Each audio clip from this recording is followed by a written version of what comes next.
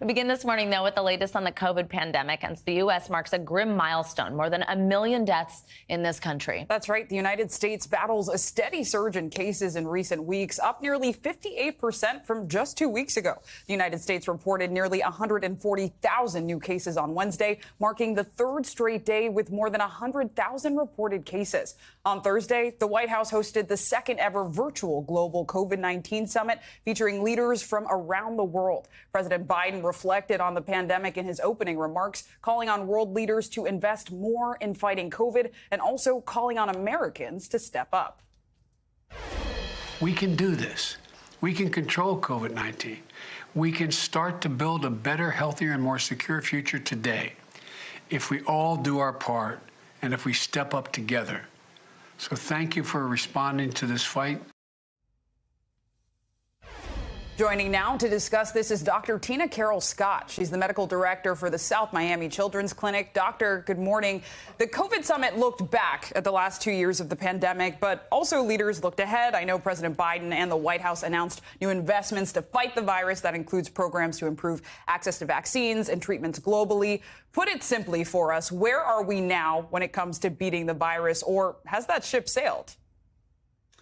So, I think we've been short-sighted from the very beginning when it comes to fighting this pandemic, with richer nations focused primarily on vaccinating and boosting their own, and seemingly forgetting about other countries where many people haven't even had access to their first dose. So it's been frustrating on some levels to see the vaccine waste here in the U.S.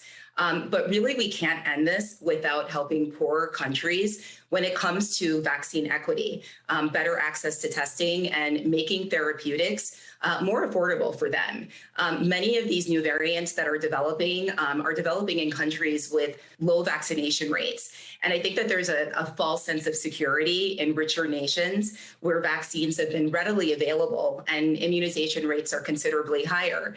But as long as we give this virus more and more opportunities to change, even those who are fully vaccinated and boosted won't be protected as we get more and more immune escape with these variants, such as what we're seeing with Omicron. So truly none of us are safe until all of us are safe, and we can't boost our way out of this pandemic. And I'm glad you talked about that false sense of security, right? Because it's no secret that efforts to vaccinate the global south have largely been unsuccessful, right? And that includes the continent of Africa. We're hearing now reports that the first factory to produce vaccines in South Africa has not actually received enough orders and may actually have to stop production entirely. The WHO, or the World Health Organization, calls this a failure, and you could say rightly so, right, when it comes to vaccine equity. So how did we get here, and what does it mean for the global fight against the pandemic? Yeah, I think what's happening in South Africa with the potential closure of this plant would be a huge failure on a continent where only 17% of the 1.3 billion people have been vaccinated. Globally, we have to support and empower poorer nations who want to reduce their dependence on imported vaccines by helping them to ramp up manufacturing capabilities. So my hope is that this plant will get the orders that it needs to stay open. And this is not going to be our last pandemic. And so, we need to put the infrastructure in place in these countries so that they're fully prepared for the next viral surge or pandemic threat. And I'm so glad you talked about vaccine access. I was in East and West Africa in September and saw firsthand how difficult it was even to get tested, right? And I know that beyond vaccinations, especially as the virus continues to spread, a new study was released on COVID transmission. And that found that about 60%, over half of COVID spreaders, are people who are actually asymptomatic. And that number may actually be higher because of Omicron. But we don't want to be alarmist, right? So are those findings surprising to you? I think that it's just a reminder that we can't completely abandon common sense measures that we've used throughout the pandemic to reduce transmission of this virus, especially as numbers have started to increase recently across the U.S. with the Omicron variant. And we still have many vulnerable people in our population who are at risk, even if they're fully vaccinated and boosted. And then all of the kids under 5 who are still waiting for a vaccine to be approved. And so we're starting to see many more cases, and we're also starting to see many more cases of long COVID in both adults and children. time. So I think that we should be trying to protect ourselves and others by getting vaccinated and boosted if eligible. And I think also that the lesson throughout this pandemic is that we always have to be 10 steps ahead and be proactive instead of reactive. Dr. Carol Scott, thank you. Now let's get to the latest on the war in Ukraine, which is topping the agenda at today's G7 foreign ministers meeting. Diplomats from 7 of the world's wealthiest nations are gathering in Germany, along with Ukraine's foreign minister. Talks are aimed at supporting the country further and putting pressure on Russia. Now, on the ground in Ukraine, relatives of soldiers holed up in that steel plant we've been talking about in Mariupol are urging authorities to do more to get them out. Ukraine's military says it expects Russia to increase its bombardment of the plant now that most civilians have been evacuated. NBC News senior national correspondent Jay Gray joins us from Lviv. Hi, Jay. Good to have you with us. So it looks like there's really no let up here at this fighting at the steel plant. What is the latest, and how are those efforts going to get those wounded soldiers out? Yesterday, we heard a little bit about a potential for swapping war criminals, that type of thing. What's the latest? Yeah, Savannah, not good. There just seems to be no leeway in this situation. As you talk about, the Ukraine army has said it would make matters worse if they tried to go in and extradite those soldiers, many of them wounded in that steel plant. We know that they've offered to trade prisoners of war, and so far that's fallen on deaf ears as far as the Kremlin is concerned. The UN has been negotiating for more than a month now to try and get a humanitarian corridor in place to pull some of those soldiers out. Remember, they have no medicine, no medical care, no sterilized wraps for their injuries. Some of them have had to go through rudimentary loss of limbs in there, and so it's just been a tough go. Turkey has offered to be a go-between. They've brought a ship in that they say they could offload these injured soldiers onto, take them to Turkey, and they've told Russia that they'll hold them there until the end of fighting. At this point, though, there's just absolutely no deal. Yeah, especially when you hear about the fact that there's no medical personnel, no medical supplies in there. It really just is dire. Now, we're also following the first alleged war crimes trial of a Russian soldier since this war began. That's taking place in Kyiv today. Walk us through the details of this case. What kind of punishment could this person face? And is this the start of many trials, given many atrocities we've seen? Yeah, the answer to that last question is yes. I think we'll see several trials unfold here. This is the first soldier, a Russian soldier, who shot a man and has said that he shot a man on a bicycle, a 62-year-old who was killed under orders from his commander. He voluntarily, we are told by Ukraine officials, surrendered to officials. He had a preliminary hearing today. No plea was entered. That's not what this was about. The trial actually starts in 5 days on Wednesday. If found guilty, he could spend 10 to 15 years in jail on these charges. There could be more charges that follow. And Jay, we understand you've been meeting displaced refugees who have made it to the relative safety of Lviv, the western city where you are right now. Talk to us about what they're telling you and the kind of place they're living in now. What have they been through? Well, more than 200,000 have escaped to Lviv. Many to areas like this set up by the city government. These are shipping containers turned into a community here. When you take a look inside, this is now home for these families, many whose towns and villages have been ravaged by this war. They are stark, cramped, uninviting at first glance. For the families that live here, this cube is a castle compared to where they've been. Constant shelling was there. Ludmila, her husband and young son lost their home and community as they rushed from the fighting in the east, finally ending up like so many refugees in Lviv.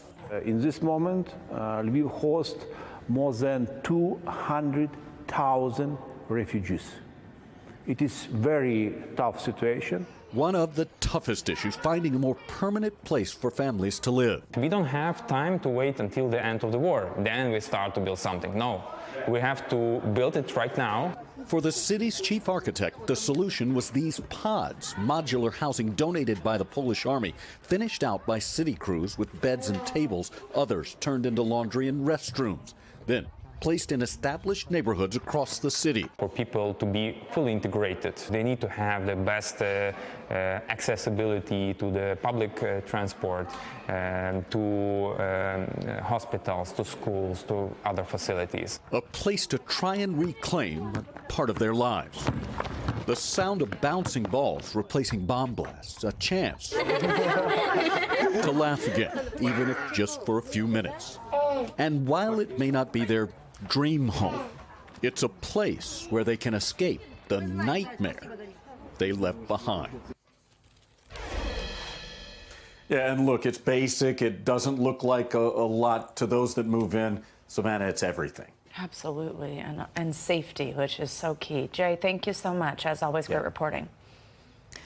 For more, let's bring in Lester Munson. He's a senior fellow at the National Security Institute and a principal in the international practice at the BGR Group. Lester, good morning. Thanks for joining us. I want to start with this week's development in the war. Russia pulling back some of its forces from around Kharkiv. For context, that's the Ukraine's second largest city. What does that say about the direction of the war? Is Russia pulling back, or are they gearing up for something greater? Well, I think what we're very likely seeing here is a war that's going to grind on for many months. Russia is not achieving its goals quickly, much as it did not in the beginning part of this war. It is getting bogged down in eastern Ukraine. This is somewhat predictable given what we've seen over the last couple months. Also, we're starting to see the assistance from the West, particularly from the United States, come in and help the Ukrainian forces really begin to push back at least a little bit some of these Russian advances. So what we could be seeing is the beginning of a very long, drawn-out battle where there's not a lot of progress on either side. And you mentioned assistance from the U.S. I do know that yesterday, Kentucky Republican Senator Rand Paul basically single-handedly delayed the approval of an additional $40 billion in aid to Ukraine. First, let's listen to what he had to say. We cannot save Ukraine by dooming the U.S. economy. In March, inflation hit a 40-year high. Gasoline alone is up 48%, and energy prices are up 32% over the last year. Food prices have increased by nearly 9%. If this gift to Ukraine passes, our total aid to Ukraine will almost equal the entire military budget of Russia. And it's not as if we have that money lying around. And Senator Paul did this in spite of high-level pressure from both sides of the aisle, even tweeting last night, "My oath of office is to the United States Constitution, not to any foreign nation." So what's your reaction to this move by Senator Paul and his concerns about the financial impact of this aid to Americans? Well, let me first say I have respect for Senator Paul. He does some good work behind the scenes, and he's a very collegial member of the Senate, generally speaking. But frankly, the argument that this aid is going to negatively impact the American economy is absurd. It is not going to contribute to inflation. It is just a ridiculous argument, and that is not a serious case being made on the Senate floor yesterday. Important context. Lester, thank you. Now to an extraordinary development in the January 6th investigation. The House committee investigating the Capitol attack has subpoenaed 5 Republican congressmen, including Minority Leader Kevin McCarthy. It's the first time the panel has called for sitting members of Congress to testify. NBC News Capitol Hill correspondent Ali Rafa joins us now. Ali, good morning. Good to have you with us. So we know about these 5 GOP lawmakers that they'd been asked to sit voluntarily, all refused. What else should we know about them, and what does the committee hope to learn from them? Yeah, Savannah. Well, this is really uncharted territory, as you laid out at the top there. This is not only the first time the January 6th committee has subpoenaed sitting lawmakers. This is the first time a House committee in general has subpoenaed lawmakers in recent history. And this is because Chairman Benny Thompson of this committee says that all of these lawmakers, House Minority Leader Kevin McCarthy, Congressman Scott Perry of Pennsylvania, Jim Jordan of Ohio, Mo Brooks of Alabama, and Andy Biggs of Arizona were all previously asked to come in and voluntarily answer questions before this panel. All of them, as you mentioned, refused. So he said it is justified that they're raising the stakes here and subpoenaing these men for different reasons. They have different reasons and different sorts of information that the panel is looking for from all of them. In Perry and Jordan, and to a larger extent McCarthy's case, these are 3 men that were are and were extremely close to the former president. They have all admitted to speaking with the former president before, during, and after January 6th, so they'd have very good knowledge of his thinking at the time. And then in Brooks and Biggs cases, there's a larger question of whether there's any criminal activity involved, whether they were involved in the planning of January 6th or the efforts to overturn the election, Savannah. And Allie, how have they responded? What have we heard so far? What's the timetable for them to comply, and then consequences if they don't? So all of them have been asked to testify before those long-awaited public hearings begin on June 9th. I think the deadline for all of them is before the beginning of June. But several of them spoke out on the cable networks yesterday or in statements, and they're calling the committee's request illegitimate. They're calling the committee as a whole corrupt. And so it's very unlikely that they will comply with this. Listen to what Congressman Biggs had to say on Fox News yesterday. Well, I think this is an illegitimate committee and they don't really have the authority to issue subpoenas, in my opinion. So we don't want to dignify what they're doing. This has been a witch hunt from day one. This is an attempt to go after political enemies instead of trying to get at the truth. It doesn't really leave the committee with many options here, Savannah. They could refer this to the Ethics Committee, or they could, as we've seen, refer criminal referrals, but the Justice Department is very unlikely to act on that. Yeah, absolutely. Now, there were reports of debate within the committee on whether to take this step and force these congressmen, who are their colleagues, against sitting congressmen, to testify. Help us understand why this is so unusual and the possible precedent it could set. Yeah, well, as I mentioned at the top, this is the first time the committee has done this, first time a House committee in general has done this in recent history. And there was a months-long debate over whether to actually do this, according to Chairman Benny Thompson. But in the end, committee members are arguing that it's completely justified. Listen to what Congressman Jamie Raskin told us yesterday. Well, an attempted coup and a violent insurrection at the Capitol interrupting the peaceful transfer of power are unprecedented events. And so people have asked, does this set a precedent for the issuance of subpoenas for members of Congress in the future if there are coups and insurrections? And I suppose that it does. But Savannah, now is if Republicans, as they are poised to do, win back the House in November, it's really unclear how subpoenas will be handled in the future and how several Republicans on this committee will be treated if Republicans do win back the majority in the House. Lots to keep our eyes on. Allie Raffa, thank you so much. Now to growing concerns here in the U.S. as parents across the country struggle to find baby formula. The Biden administration says it's looking into ways to ease the crisis, but it could be months before that happens. NBC News business and technology correspondent Jolene Kent has the latest on this big issue and how it's impacting the smallest among us. The Biden White House under growing pressure to act, with millions of families unable to get infant formula. Our message to parents is, we hear you, we want to do everything we can, and we're going to cut every element of red tape. Parents like Haley Rubble say they have no choice but to hit the road to find the formula her 8-month-old son Isaac relies on, driving up to 4 hours to track it down. We've searched shelves from Texas to Colorado to Oklahoma to Kansas City, anything and everything, and they're empty. Rubble is one of millions of parents nationwide searching not just for formula, but also for answers, as the national out-of-stock average rises to 43%. Congress calling emergency hearings, saying the situation is alarming, with the administration now considering the use of the Defense Production Act to address this shortage. I think when you look at the Defense Production Act, you have to ensure that it would actually achieve what you're trying to achieve. And so we're also looking at that as well. The White House is also urging state and federal regulators to crack down on price gouging.